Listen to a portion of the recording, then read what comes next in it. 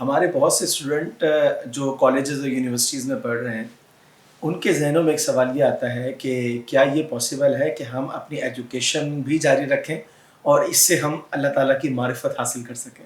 یہ بڑا ایک اہم سوال ہے. بہت اچھا سوال ہے اور لوگ اسے جاننا چاہتے ہیں جناب، کہ کیا جدید علوم معرفت الہی کا ذریعہ بن سکتے ہیں یا نہیں بن سکتے. تو میں اس حوالے سے یہ کہتا ہوں کہ بیسیکلی یہ رب کا فضل اور بندے کی طلب پر منحصر ہے.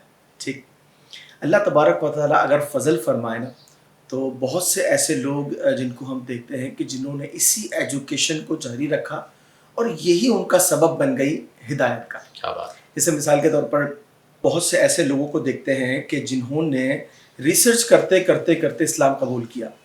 ایک چیانگ مائی یونیورسٹی ہے تھائی لینڈ کی، تو اس کے پروفیسر تھے ٹیجا ٹاٹ ٹیجا سین. اب وہاں اسی طرح کا نام جو ہے وہ رکھے جاتے ہیں. تو ان کا ایک واقعہ یہ ملتا ہے کہ انہوں نے اسلام قبول کیا. ٹھیک ہے، اچھا سلسلہ یہ بنا کہ وہ بیسیکلی ایک ریسرچ اسکالر تھے. ٹھیک ہے، اور شرح الاعضاء کا جو ڈپارٹمنٹ ہوتا ہے اس کے یہ ہیڈ تھے.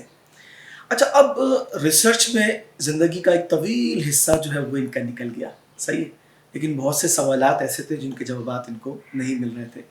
اب آپ کو پتہ ہے کہ یہ جو ریسرچ اسکالر ہوتے ہیں نا، یہ اس وقت تک مطمئن نہیں ہو جاتے جب تک ان کی سیٹسفیکشن نہیں ہو جاتی، اور مطلب انہیں اپنی ریسرچ کا کوئی حتمی نتیجہ نہیں مل جاتا. اور یہ بڑی اچھی چیز ہے، جستجو تحقیق جناب، لیکن اعتدال کے ساتھ. ٹھیک ہے، اچھا اب الاعتدال حلیۃ الرجال. سبحان کہ اللہ، ہم جہاں بھی بات کریں تو وہاں پر اعتدال تو ہمارا دین ہی دین اعتدال ہے. اعتدال ہے. عرب لوگ کہتے ہیں الاعتدال حلیۃ الرجال، سبحان اللہ. یعنی جو اعتدال ہے وہ مردوں کا زیور ہے. زبردست. اس کا مطلب ہے کہ معتدل آدمی جو ہے وہ کامیابی کو مزے میں رہتا ہے. مزے میں رہتا ہے. اب ہوا اس طریقے سے کہ یہ ریسرچ کرتے رہے. ان کی ریسرچ اس پوائنٹ پر آ کر رکی ہوئی تھی کہ یہ جو جلد ہوتی ہے، جب یہ جلد خراب ہو جاتی ہے تو پھر یہ نئی جلد جو آتی ہے، ایک تو ہوتی ہے نا فرسٹ کاپی اور ایک ہوتی ہے اوریجنل. بغیر کسی آپریشن کے یہ جلد دوسری آ جاتی ہے اور اوریجنل ہوتی ہے. کیا بات ہے. یا جل جائے، اس کے بعد جل جائے، خراب ہو جائے. جیسے مثال کے طور پر آپ یہ جو جلد ہے، اگر کوئی شخص اس کو ہٹا دیتا ہے تو آٹومیٹیکلی نئی جلد آ جاتی ہے، اور وہ فرسٹ کاپی نہیں ہے بلکہ وہ اوریجنل ہے. ایگزیکٹ وہی چیز ہے. ٹھیک، حتیٰ کہ یہ جو آپ کے تھم پرنٹ ہوتے ہیں یہ بھی خراب نہیں ہوتے. جلد جب آتی ہے تو تھم پرنٹ اپنے ساتھ لے کر آتی ہے. اب انہوں نے اس پر ریسرچ کرتے کرتے جس پوائنٹ پر یہ رکے ہوئے تھے وہ یہ تھا کہ جسم کے بہت سے اعضاء ایسے ہیں کہ اگر وہ عضو چلا جائے تو وہ دوبارہ نہیں آتا. ہاتھ آپ کا چلا جائے وہ نہیں آتا، مصنوعی لگانا پڑتا ہے یا کوئی نہ کوئی مطلب پروسیس کرنا پڑتا ہے، آپریشن کرنا پڑتا ہے تو معاملہ ٹھیک ہوتا ہے. اب جلد کیسے آتی، کون لاتا ہے، اور اتنی پرفیکشن. ان کی نظر ایک آیت کریمہ پر پڑی. یعنی جب یہ ریسرچ کرتے رہے تو سورۃ النساء کی آیت نمبر 56 میں اللہ تبارک و تعالیٰ نے اس مضمون کو بیان فرمایا. ان الذین کفروا بآیاتنا سوف نصلیہم نارا. وہ لوگ جنہوں نے ہماری آیات کا انکار کیا، ان قریب ہم انہیں آگ میں داخل کریں گے. کلما نضجت جلودہم بدلناہم جلودا غیرہا. فرمایا کہ جب ان کی جو جلد ہے، جو کھال ہے، جب وہ جل جائے گی تو فرمایا کہ ہم جو ہے وہ انہیں اس کے علاوہ دوسری کھال سے بدل دیں گے. ٹھیک ہے، لیذوقوا العذاب، تاکہ وہ عذاب چکھیں یا چکھتے رہیں. تو انہوں نے کہا کہ قرآن پاک 1450 سال پہلے اس مضمون کو بیان کر رہا ہے کہ کون ہے اس جلد کو لانے والا، اسے بدلنے والا، اس جلد کی جگہ ویسی ہی جلد اوریجنل کنڈیشن میں لانے والا. تو جب اب انہوں نے اس پر ریسرچ کرنا شروع کر دی، اور ریسرچ کرتے کرتے کرتے یہ جو پروفیسر ٹیجا ٹاٹ ہیں، انہوں نے سعودیہ کے اندر کی جو 8ویں کانفرنس ہوئی تھی عالمی، جس کے اندر اسکالرز آتے ہیں، انہوں نے اس میں آ کر کے اسلام قبول کیا اور سب کے سامنے جو ہے وہ انہوں نے کلمہ طیبہ پڑھا. حاضرین بھی ظاہر سی بات ہے بڑے خوش ہوئے. اس کا مطلب یہ ہوا کہ یہ جو ایجوکیشن ہے، اگر اللہ کا فضل ہو اور بندے کی طلب سچی ہو تو اللہ تبارک و تعالیٰ ہدایت عطا فرما دیتا ہے. اور یہ اسلام کی حقانیت کی روشن دلیل ہے جو نظر آ رہی ہے. جناب آج بھی اگر آپ جائیں تو مطلب آپ کو جاپنیز اور جناب مختلف ممالک کے آپ کو جو ہے وہ یو کے کتنے اسکالرز ہیں اور اسی طریقے آسٹریلیا کے ہیں اور کئی اسکالرز ایسے ہیں کہ جنہوں نے اسلام قبول وہ کیا. جو لوگ ہیں نا اسلاموفوبیا کے مرض میں مبتلا، جناب ان کے لیے یہ بڑا تکلیف دہ مرحلہ بالکل ہوتا ہے ایسا. کہ بھئی ریسرچرز جو ہیں وہ اسلام کیسے قبول کر رہے کیسے ہیں. قبول کر لیتے اور ہیں. یہ وہی والی بات ہے نا، آپ دیکھیں قرآن میں اللہ نے فرمایا کہ وَلَا رَطْبٍ وَلَا يَابِسٍ إِلَّا اللہ فِي فی كِتَابٍ کتاب مُبِينٍ، مبین. کہ ہر خشک و تر کتاب مبین میں موجود ہے. بالکل اب ایسا اس کے ذہن میں سوال آیا اپنے ڈپارٹمنٹ اور اپنے شعبے سے متعلق، ہی. اور اس کا جواب اسے قرآن سے ملا، تو پھر اس پر اسلام کی حقانیت واضح ہو گئی. اسی طرح قرآن میں اللہ نے فرمایا کہ تبیاناً لکل شیء، ہاں ہر کہ چیز قرآن تبیاناً بیان ہے لکل شیء، ہر چیز کے لیے. اور ایسے بہت سارے واقعات ہیں، یعنی عقل دنگ رہ جاتی ہے کہ قرآن نے 1450 سال پہلے جب اتنی ریسرچ اتنی تحقیقات نہیں تھی اس بات کو کیسے بیان کیا.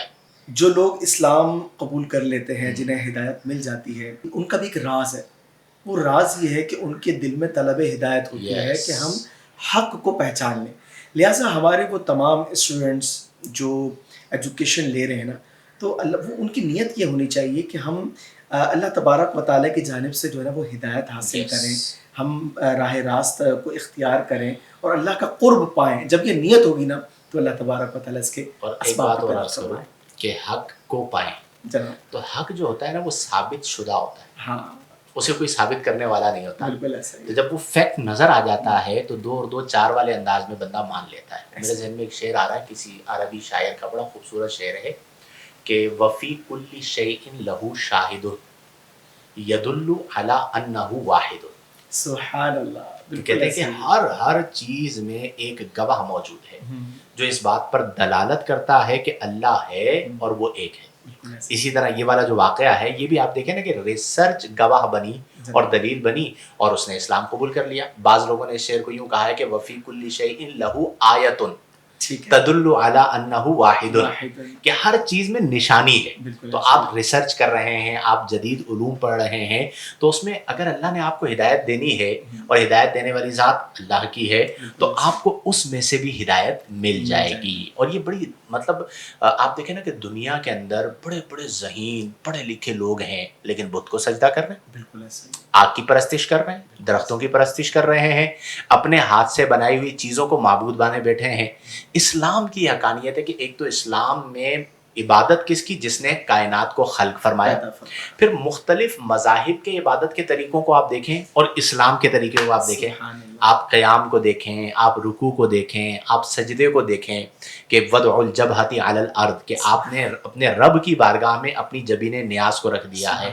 تو جسے اللہ تعالیٰ ہدایت عطا فرمائے، اللہ تعالیٰ انہیں استقامت عطا فرمائے. ایک بہترین نظم اور ایک خوبصورت ترتیب کا جو ہے وہ ہمیں ہماری عبادات کے اندر مظاہرہ ملتا ہے. تو یقیناً اگر ایک ایجوکیشن جو ہے یہ بھی انسان کے لیے نعمت اور رحمت بن سکتی ہے، بڑی نعمت و بڑی رحمت، ہدایت کا سبب کہ جب انسان اس سے ہدایت حاصل کرنا. ایک چیز دیکھیں کہ ہمارے دین میں علم کی جو تقسیم ہے یا تعلیم کی جو تقسیم ہے کہ دینی تعلیم اور دنیاوی تعلیم، یہ اصلاً دین میں رکھی نہیں ہے. بالکل ایسا ہی ہے. اقرأ بسم ربک الذی خلق میں کوئی تقسیم نہیں. اسلام میں صرف تعلیم رکھی گئی ہے اور دنیاوی جتنے بھی علوم ہیں انہیں بھی دینی علم قرار دیا گیا. اب مثال کے طور پر کوئی ڈاکٹر ہے تو وہ کہتا ہے کہ جی ڈاکٹری جو ہے یہ دینی تعلیم کیسے ہے؟ تو نبی کریم صلی اللہ علیہ وسلم نے فرمایا کہ العلم علمان، علم الادیان و علم الابدان، کہ علم 2 ہیں، ایک دین کا علم اور ایک بدن کا علم، ڈاکٹری جسے کہا جاتا ہے. دونوں کو علم قرار دیا. تو یہ جو جدید عصری علوم ہیں اگر یہ بھی اچھی نیت سے حاصل کیے جاتے ہیں، معرفت کا سبب بنتے ہیں، تو انہیں بھی ہم دنیاوی علم نہیں کہیں گے بلکہ دینی علم کہیں گے. اور اگر کوئی شخص دینی علم حاصل کرے اور اس میں اس کی نیت ٹھیک نہ ہو، یعنی بظاہر مطلب ہم بہت سارے ایسے لوگوں کو دیکھتے ہیں کہ جو علم دین تو حاصل کرے لیکن اگر نیت ٹھیک نہیں ہے تو عمل کا مدار نیت کے اوپر ہے. جیسی انسان کی نیت ویسا اس کا ثمرہ. بس نیت ٹھیک رکھنا بہت ضروری ہے. چونکہ میرے والد صاحب فرمایا کرتے تھے کہ سب سدھر جاتے ہیں، شرابی سدھر جائے گا، بدکار سدھر جائے گا، بدنیت عموماً نہیں سدھرتا. تو اپنی نیت کو درست رکھیں کہ ان اللہ لا ينظر الى صورکم ولا الى اموالکم ولکن اللہ ينظر الى قلوبکم ونیاتکم، کہ اللہ تعالیٰ نہ تمہارے چہروں کو دیکھتا ہے نہ تمہارے مالوں کو دیکھتا ہے، اللہ تعالیٰ تمہارے دلوں کو دیکھتا ہے اور تمہاری نیتوں کو دیکھتا ہے. رحم فرما میرے مولا.